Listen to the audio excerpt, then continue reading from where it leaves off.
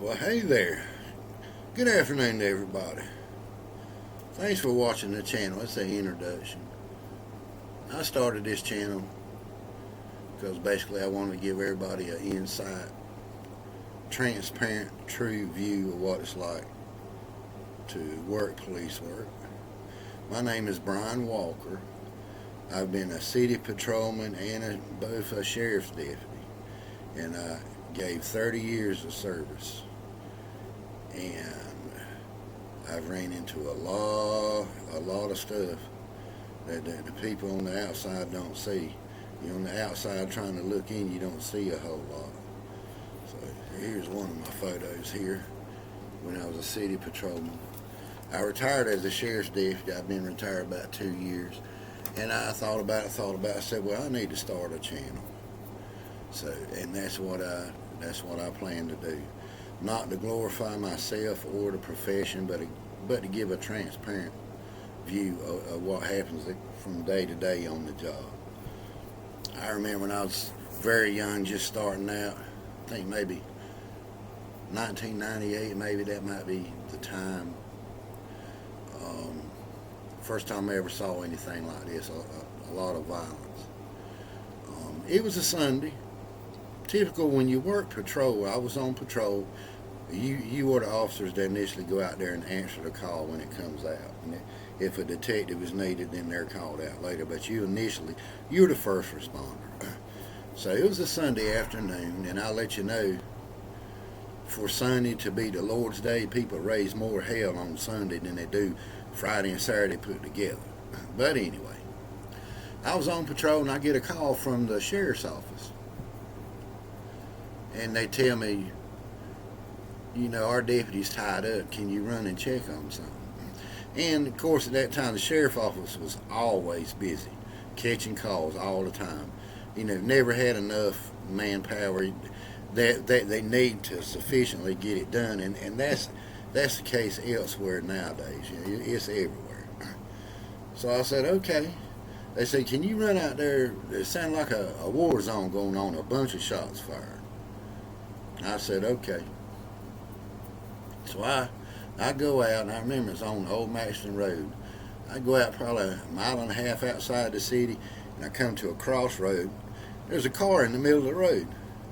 I get out the patrol car, man, that car's got so much bullet holes in it. I've never seen that many bullet holes in my entire career on a car. Spent shells all over the road, everywhere.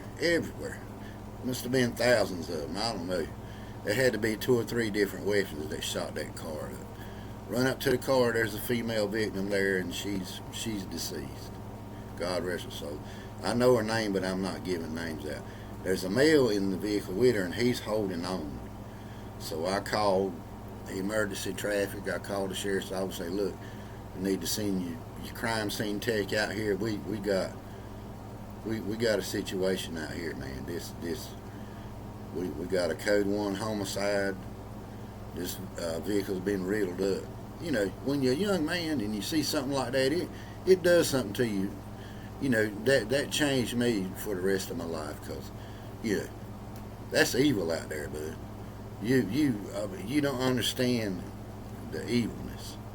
Anything a patrolman does, it can go from 0 to 100 in split second. You don't never know.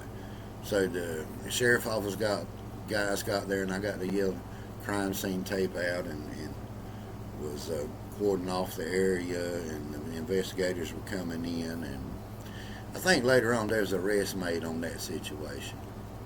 But there again, it's always something, man. I remember when I first started, when we had a lieutenant there at the police department. It was the Red Springs Police Department. That's the department that I served.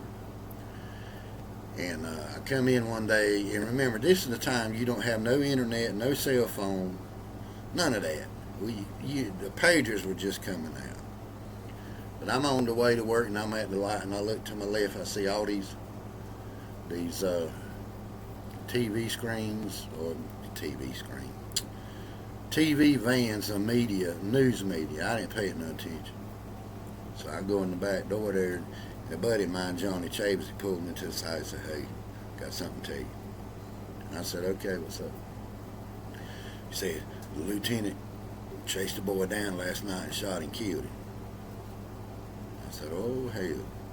Come to find out, his daughter, and he told his daughter several times, "Don't be messing around with this guy. He's bad news." She kept messing around with him.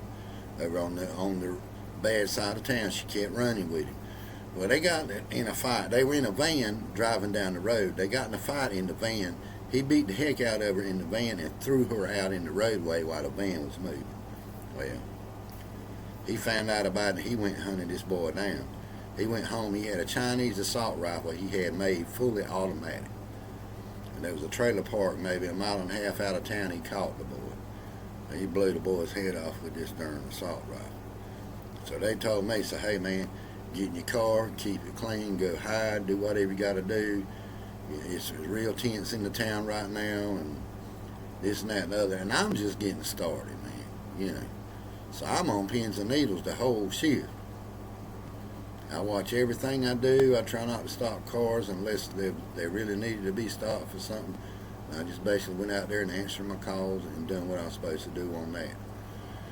So when night shift come in, we told the night shift about it. And in fact, that night, I think a co-worker of mine, good guy, he's passed on now, Ricky Brewington. He was working night shift, him and Robert and Larry Floyd. Good guys, man. Good guys.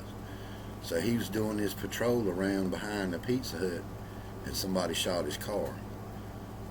There was some bullet holes right there at the trunk of his vehicle. So that's how tense it got. But later on, the officer in question that shot the boy down, he turned himself in at the sheriff's office. Unbeknownst to us, he turned himself in. So, and he was charged, and he did quite a bit of time. But things you see in law enforcement, man, hey, if you like what you hear and see, man, hit like and subscribe. I'll be adding some more stories as I go along, and hope you enjoy it. Like I say, I'm not trying to glorify anything. I just want people to see what really goes on from day to day behind that badge. Hey, man, y'all have a good one.